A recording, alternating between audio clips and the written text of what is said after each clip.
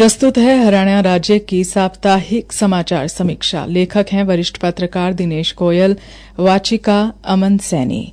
प्रधानमंत्री नरेंद्र मोदी जी ने स्वतंत्रता दिवस के अवसर पर प्रधानमंत्री विकसित भारत रोजगार योजना लागू करने का ऐलान किया।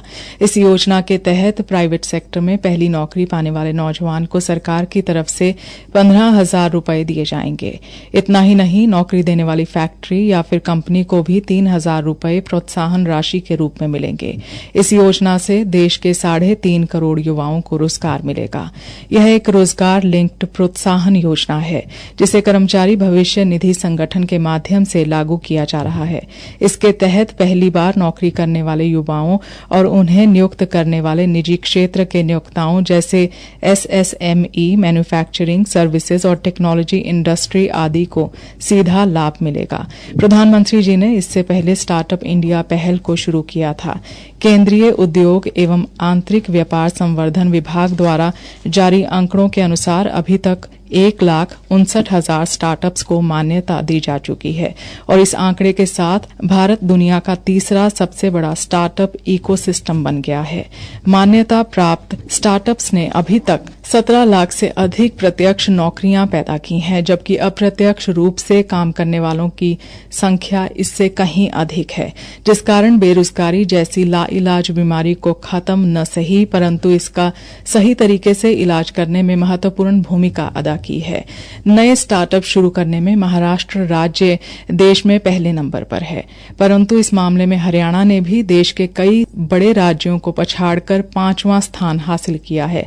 हरियाणा में दिल्ली के साथ लगता गुरुग्राम और फरीदाबाद स्टार्टअप इकोसिस्टम का केंद्र हैं और वर्तमान में राज्य में लगभग 7300 से अधिक पंजीकृत स्टार्टअप हैं जो विभिन्न क्षेत्रों जैसे सूचना प्रौद्योगिकी, इंजीनियरिंग, इलेक्ट्रॉनिक्स, ऑटोमोबाइल, कपड़ा और अन्य उच्च प्रौद्योगिकी उद्योगों में सक्रिय रूप से काम कर रहे हैं।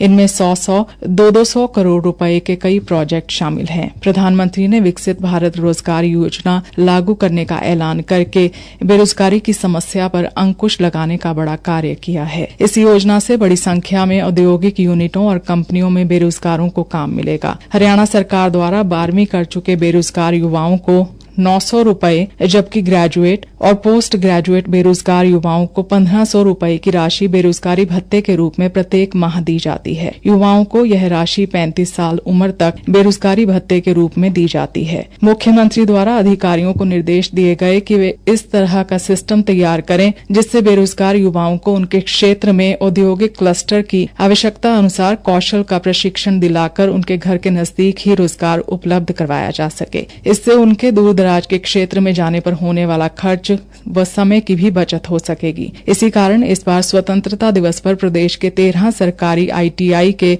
18 अधिकारियों को प्रधानमंत्री इंटर्नशिप योजना के सफल क्रियान्वयन में उत्कृष्ट प्रयासों के लिए सम्मानित भी किया गया। मुख्यमंत्री नायब सिंह सैनी का मानना है कि सरकारी योजनाओं के प्रचार प्रसार और प्रभावी क्रियान्वयन में उत्कृष्ट योगदान देने वाले अधिकारियों और कर्मचारियों को समय समय पर सम्मानित किया जाना चाहिए ताकि इस सरकारी कामकाज में और सुधार हो सके। मुख्यमंत्री ने राज्य के युवाओं से भी अपील की कि वह केंद्र सरकार की इस योजना का अधिक से अधिक फायदा उठाएं।